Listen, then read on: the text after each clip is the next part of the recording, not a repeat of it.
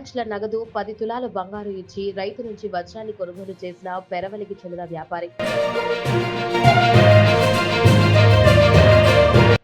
కర్నూలు జిల్లా పశ్చిమ ప్రాంతంలో ఎండలు తగ్గడం, తొలకరి వర్షాలు మొదలు కావడంతో జోరుగా వజ్రాల వేట ప్రారంభమైంది. తుగ్గలి మండల పరిధిలో జొన్నగిరి, పగిడిరాయి, గిరిగిట్ల, అమ్మినాబాద్, మదనంతపురం గ్రామాల్లో విరివిగా ప్రతి ఏటా మే, జూన్, జూలై మాసాల్లో తొలకరి వర్షాలకు వజ్రాలు దొరుకుతాయి. పూర్వం శ్రీకృష్ణదేవరాయల కాలంలో ఈ ప్రాంతంలో వజ్రాలు రాసులుగా పోసి విక్రయించేవారని పెద్దలు చెబుతూ ఉంటారు. తొలకరి వర్షాలు కురిసినప్పుడు రైతులు భూమిని దున్ని సేద్యం చేయడం వలన బయటకు వస్తాయి. ఆ సమయంలో వర్షం వస్తే ఆ రాళ్లపై మట్టి తొలగిపోయి నిగనిగలాడుతూ మెరుస్తాయి. భూమిపై ఉన్న కొన్ని రంగురాళ్లు ఉరుములు మెరుపుల వలన వజ్రాలుగా మారిపోతాయని ఇక్కడ ప్రజల నమ్మకం. ఈ రంగురాళ్ల కోసం కర్ణాటక, ఆంధ్రప్రదేశ్, తెలంగాణ ప్రాంతాల నుంచి భారీగా జనం తరలివస్తారు. మాది అనంతపురం నాన్న. మేము దీనికి వజ్రగిరికి వచ్చినాము, ఇది జొన్నగిరికి వచ్చినాము.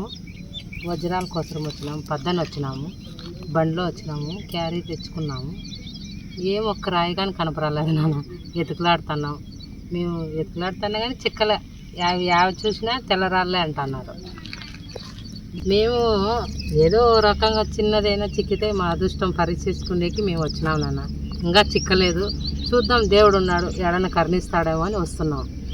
సుదూర ప్రాంతాల ప్రజలు ఇక్కడే గుడి, బడి, సత్రాల దగ్గర బస చేసి 3-4 నెలల పాటు ఉదయం నుంచి సాయంత్రం వరకు భూమిని అనుగుణంగా జల్లెడ పడుతూ ఉంటారు. రంగులాలు దొరకగానే జీవితం రంగులమయం అవుతుందనే ఒక చిన్న ఆశ. వజ్రం దొరికితే గుట్టు చప్పుడు కాకుండా ఇక్కడే అమ్ముకుంటారు.